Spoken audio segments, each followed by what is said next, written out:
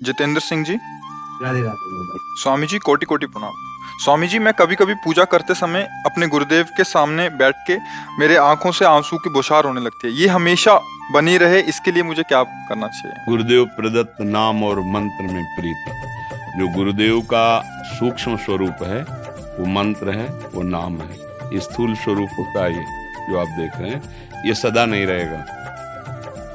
ये आदि और अंत वाला है ये रूप।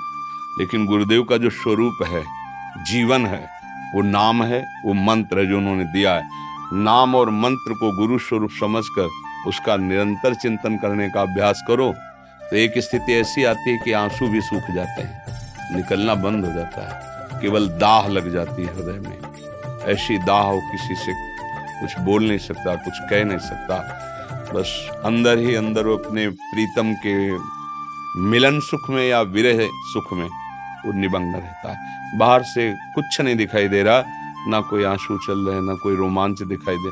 कभी कभी ऐसे प्रकट हो जाते हैं, पर एक स्थिति इससे भी आगे होती है।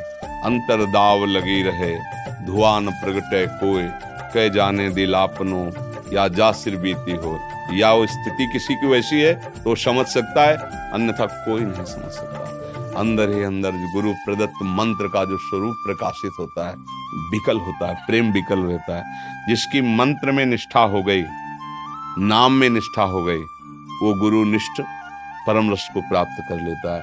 नहीं गुरु बनाया, नाम मंत्र मिला और उस पर हमारा ध्यान नहीं गया, तो फिर हमारी जो आंतरिक भूमिका ज्ञान की या भक्ति की होनी चाहिए, बाहरी टिकेगी नहीं, क्योंकि परिवर्तनशील है। शरीर परिवर्तनशील है, पद परिवर्तनशील है, बाहरी भाव परिवर्तनशील है, लेकिन एक है अपरिवर्तनशील, एक रस सच्चिदानंद भगवत भाव जिसे कहते हैं।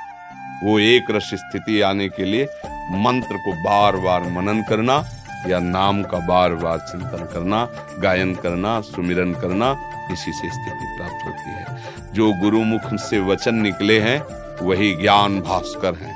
बंदो गुरुपद कंज, कृपा सिंधु नर रूप हरि, महामोह तम पुंज, जासु बचन रविकर निकर। ध्यान मूलम गुरु मूर्ति, पूजा मूलम गुरु पदम, मंत्र मूलम गुरु वाक्यम, वचन वाक्यम, मोक्ष मूलम गुरु कृपा।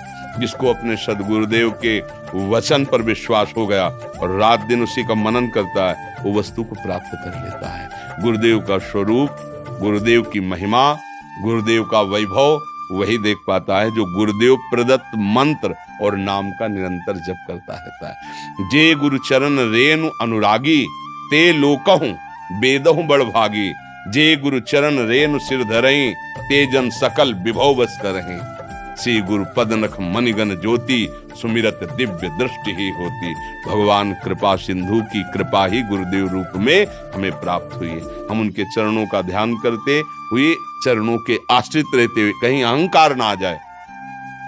अगर साधना करते हुए अहंकार आ गया तो ऐसा समझो जैसे भोजन बना और उसमें मक्खी गिर गई, अब भोग लायक नहीं रह गया। भोजन तो बढ़िया बना पर मक्खी उसमें गिर के मर गई, अब भोग लायक नहीं रहा। ऐसे ही अहंकार आ गया साधना करते तो प्रेम नहीं प्रकट कर पाएगा वो साधन, भगवत साक्षात्कार नहीं कर। इसीलिए जब गुरु चरणों का आश्रय, तो ये लगता है कि भजन में कहाँ कर सकता था, ये तो मेरे गुरुदेव की कृपा है, उनकी कृपा दृष्टि से भजन हो रहा है, उनकी कृपा दृष्टि से मैं इंद्रियों पर विजय प्राप्त कर रहा हूँ। इसलिए उपासक को गुरु चरणों का आश्रय लेकर नाम और मंत्र में अपने जीवन को लगा। ये अंदर की बातें हैं, अंदर अंदर नाम चल रहा है, मंत्र चल रहा है। बाहर से आप पैंट शर्ट में, अंदर से महात्मा हो, बात बन गई।